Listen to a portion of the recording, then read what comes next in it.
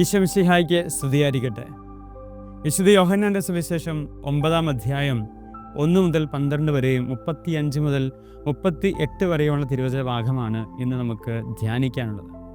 വളരെ മനോഹരമായ, അർത്ഥവത്തായ, ആഴമായി പ്രാർത്ഥിക്കേണ്ട, ധ്യാനിക്കേണ്ട ഒരു തിരുവചന ഭാഗമാണിത്. ഒരു അന്ധനെ സുഖപ്പെടുത്തുന്ന രംഗമാണ്. 2 ഭാഗങ്ങളായിട്ട് 2 ഉത്തരങ്ങൾ ഈശോ ഇന്ന് നൽകുന്നുണ്ട്. നമ്മളൊക്കെ പലപ്പോഴും ചോദിക്കാറുള്ള ചോദ്യമാണ്, എന്തുകൊണ്ടാണ് നമ്മുടെ കുടുംബത്തിൽ ഇങ്ങനെ അസ്വസ്ഥതകൾ ഉണ്ടായിക്കൊണ്ടിരിക്കുക? രോഗപീഠകൾ അല്ലെങ്കിൽ അംഗവൈകല്യങ്ങൾ, മാനസിക വൈകല്യങ്ങളൊക്കെ ഉണ്ടാകാൻ കാരണം പലപ്പോഴും നമ്മുടെ ഒരു ഉത്തരം അത് പൂർവികരുടെ പാപനിമിത്തമാണ്. നമ്മളൊക്കെ പലപ്പോഴും പറഞ്ഞു കേട്ടിട്ടുള്ളത് പൂർവികർ പാപം ചെയ്തതിൻ്റെ ഫലമായിട്ടാണ് നമ്മുടെ കുടുംബമൊക്കെ ഇങ്ങനെ നശിച്ചുകൊണ്ടിരിക്കുന്നത്. അങ്ങനെ നമ്മൾ ഒരിക്കലും ചിന്തിക്കരുത്. പാപത്തിൻ്റെ ഫലം പാപം ചെയ്തവനാണ് അനുഭവിക്കുക. അതുകൊണ്ടാണ് ഈശോയോട് ചോദിക്കാൻ, ഈശോയെ, അന്ധനായി ജനിച്ചത് എൻ്റെ കുഞ്ഞ് അല്ലെങ്കിൽ ഈ മകൻ അന്ധനായി ജനിച്ചത് ആരുടെ പാപനിമിത്തമാണ്? ഈശോ പറയാണ്, മക്കളെ, അത് പാപനിമിത്തമല്ല, അത് ദൈവത്തിൻ്റെ പദ്ധതി ഈ മനുഷ്യനിലൂടെ പൂർത്തീകരിക്കപ്പെടാൻ വേണ്ടിയിട്ടാണ്. അവൻ്റെ കുറവുകളെ, ആ കുറവോടുകൂടി അവൻ ജീവിക്കുന്നത് കണ്ടിട്ട് കുറവുള്ളൊരു മനുഷ്യനും ജീവിക്കാൻ പറ്റുമെന്ന് ലോകം തിരിച്ചറിയുക. അതിനേക്കാൾ അപ്പുറത്ത് അവനൊരു സൗഖ്യം കിട്ടിക്കഴിയുമ്പോൾ ഒരു കുറവിൽ നിന്നും ദൈവമാണ് അവന് സൗഖ്യം കൊടുത്തതെന്ന് ലോകം തിരിച്ചറിയുക. എനിക്ക് ജന്മന അന്ധനായി ജനിക്കുന്ന ഒരു മനുഷ്യൻ അല്ലെങ്കിൽ എപ്പോഴെങ്കിലും ഒരു അന്ധതയിലേക്ക് ബാധിക്കുന്ന ഒരു മനുഷ്യന് ആ വൈകല്യത്തിൻ്റെ നടുവിലും ദൈവത്തിൻ്റെ പദ്ധതികളോട് ചേർന്ന് നിൽക്കാൻ പറ്റുമെങ്കിൽ അതിനേക്കാൾ വലിയൊരു അത്ഭുതം ഈ ഭൂമിയിലില്ല. 2 കൈകളും കാലുകളും ഇല്ലാത്തവരെ നമ്മൾ കണ്ടിട്ടില്ലേ? കണ്ണുകൾ കാണാത്ത എത്രയോ മനുഷ്യരാണ് ഈ ടൗണിലൂടെയൊക്കെ കച്ചവടം നടത്തുന്നത്. അംഗവൈകല്യങ്ങളുള്ളവർ, മാനസിക വൈകല്യങ്ങളുള്ള മക്കൾ എന്തോരം അത്ഭുതങ്ങളിലൂടെയാണ് ജീവിക്കുന്നത്. അവരൊക്കെ എന്തോരം മനോഹരമായിട്ടാണ്, നമ്മളെക്കാൾ മനോഹരമായിട്ട് ഈ ഭൂമിയിൽ ജീവിക്കുന്നത്. അതെല്ലാം ദൈവത്തിൻ്റെ പദ്ധതി ഈ ഭൂമിയെ കാണിച്ചു കൊടുക്കാൻ വേണ്ടിയിട്ടാണ്. ഈ കുറവുകളിലൂടെ ദൈവത്തിൻ്റെ പദ്ധതി ഉണ്ടെന്ന് തിരിച്ചറിയാനുള്ള ബോധ്യം നമുക്ക് നൽകുകയാണ്. അപ്പം അതിലേക്ക് ഈ മനുഷ്യനെ, ഈ അത്ഭുതത്തിലേക്ക്, ഈ ദൈവിക പദ്ധതിയിലേക്ക് ഈ അന്ധനെ നയിച്ചത് വലിയൊരു കാര്യമാണ്. 2-ാമത്തെ ഭാഗത്ത് അതാ പറയുന്നത്. ഈശോ ഈ അന്ധൻ്റെ മുമ്പിൽ ഇരിക്കുക, എന്നിട്ട് നിലത്തേക്ക് തുപ്പൽ കൊണ്ട് ചെളിയുണ്ടാക്കി ആ ചെളിയെടുത്ത് ഇവൻ്റെ കണ്ണിൽ പുരട്ടി. ഇതൊരു പ്രോസസ്സാണ്. നമ്മൾ വിചാരിക്കും, എന്തിനാ ഈശോ എന്തൊരു തുപ്പുക? അല്ല, അതൊരു നമുക്ക് മോശമായ കാര്യം. നമ്മുടെ ഒരു തുപ്പൽ മറ്റൊരാളുടെ ദേഹത്ത് വീണാൽ അറപ്പോടും വെറുപ്പോടും ഒക്കെ നമ്മൾ കാണുക. പക്ഷേ ഈശോ നിലത്ത് തുപ്പിയിട്ട് ആ തുപ്പയെ കൊണ്ട് ചെളി ഉണ്ടാക്കിയ എന്തൊരു വൃത്തികേടാണ്. എന്നിട്ട് ആ ചെളിയെടുത്ത് കണ്ണ് കാണാത്ത മനുഷ്യൻ്റെ കണ്ണിലേക്ക് പുരട്ടുകയാണ്. ഇനിയാണ് ഈ വചനത്തിന് ഏറ്റവും ആഴമായ അർത്ഥം നൽകുന്ന ഭാഗത്തിലേക്ക് കടന്നു വരിക. എന്നിട്ട് ഈശോ പറയാണ്, മോനെ, നീ എഴുന്നേക്ക്, നീ നടക്ക്. എങ്ങോട്ട് നടക്കണ്ടേ?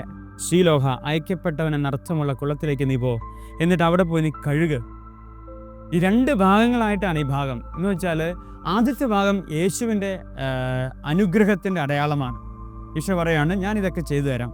പക്ഷേ 2-ാമത്തെ ഭാഗം നമ്മുടെ കർത്തവ്യങ്ങളാണ്, നമ്മുടെ കടമകളാണ്.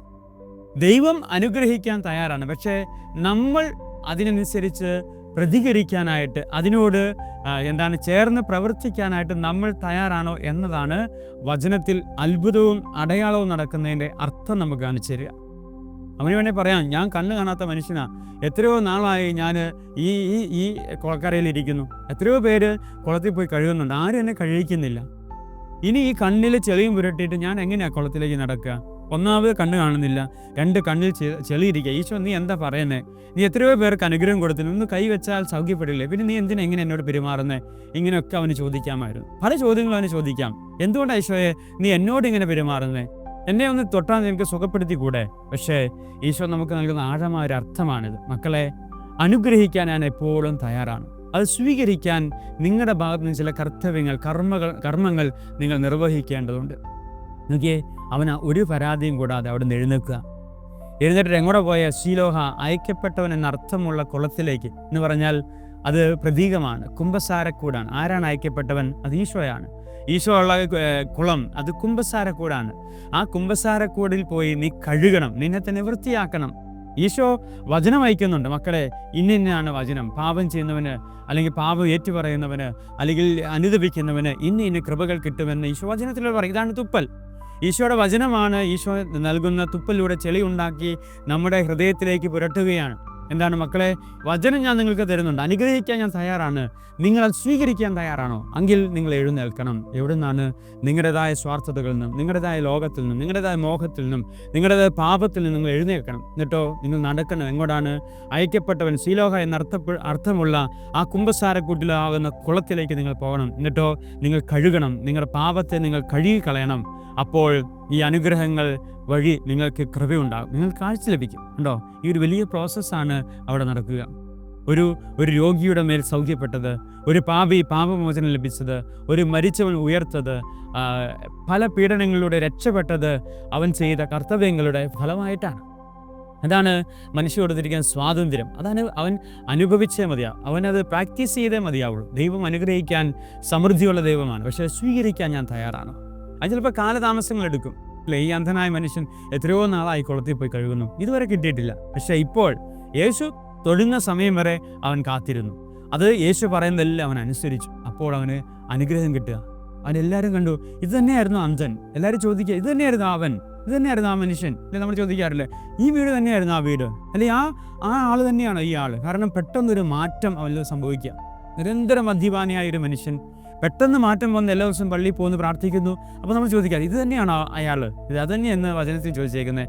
ഇവൻ തന്നെയാണ് അവൻ പറയാൻ, ഞാൻ തന്നെയാണ്. യേശു എന്ന് പറയുന്ന ഒരു മനുഷ്യൻ എന്നെ തൊട്ടു കഴിഞ്ഞാൽ എനിക്ക് മാറാതിരിക്കാൻ പറ്റില്ല.